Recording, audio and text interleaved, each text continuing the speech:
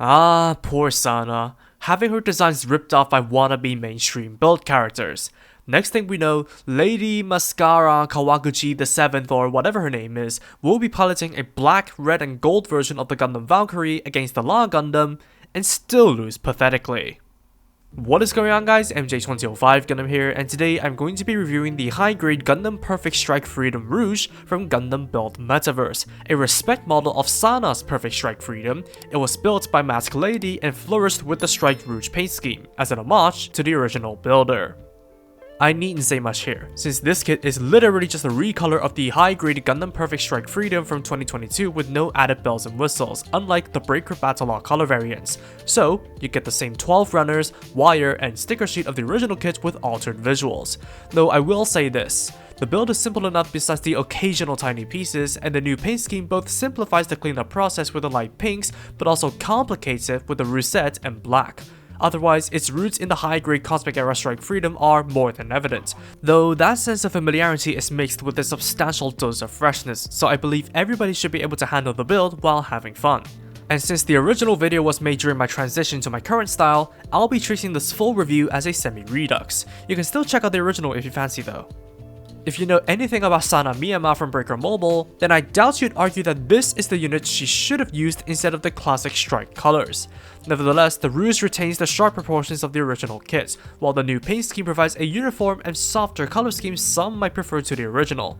Speaking of which, while stickers are only limited to the eyes, head sensors, and the silver behind the clear piece, it seems like they only bothered to change the armor colors as the joints and black accents of the original should have been in a much lighter gray. Though, since the colors are more neutered compared to the Strike Rouge, some people might appreciate the stronger accenting if panel lining isn't your thing.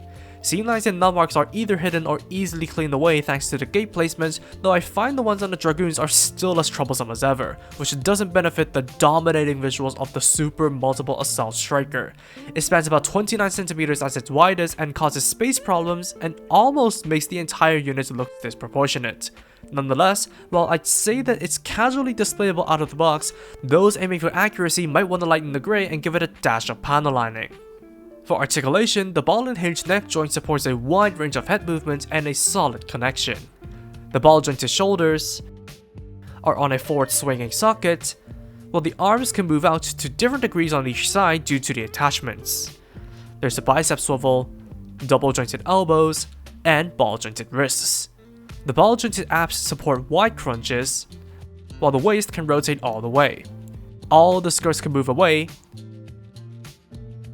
from the pelvic swivels, as well as the full front splits, and alright sideward kicks. There's a thigh swivel, double jointed knees, opening thruster pieces, hinged ball jointed ankles, not half moving toes, accommodated by the moving ankle piece. Finally, the railguns and bottom boosters are on ball joints, while the wings can flap up and down, as well as rotate. Articulation of the Rouge is unchanged from the original, but plenty flexible in a vacuum.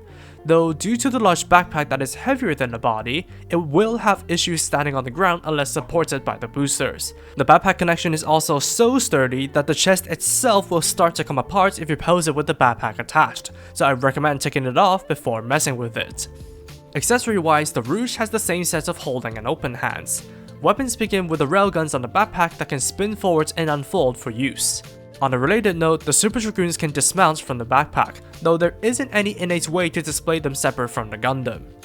Other onboard features include the beam shield that can be activated by both gauntlets, though the left one can also flip forward for using the leashed Fang beam blade depicted within the effect part, while the right one can do the same to operate the Indra stun unit. Additionally, the Panzer Eisen rocket anchor on the left shoulder can be launched out by directly attaching the included wire. The connections are strong enough to hold the anchor up, while it also features moving blades for expression. Finally, handheld weapons come in the form of the Schwertgewehr anti-ship blade usable with the provided effect parts, and Hyper Impulse Gun Acne featuring a sticker for the scope. Both of the weapons can be sandwiched into the hands and handled easily by the kit, or stored on the backpack when not in use. They can also combine to be used as either the Super Schwertgewehr with top and bottom effect parts, or the Super Acne for a high-powered beam shot. Finally, an adapter for the backpack is included to ease the strain on the waist when posing the kit aerial. Sadly, it only works with the action bases 1, 4, and 5, and none are included in the kit. Leftovers consist of a lot of original armor pieces from the Strike Freedom and some beautiful teal effect parts for the Infinite Justice. The beams can easily be repurposed, and while you can use the Freedom parts as backups, there isn't enough to revert the kit back to its root form.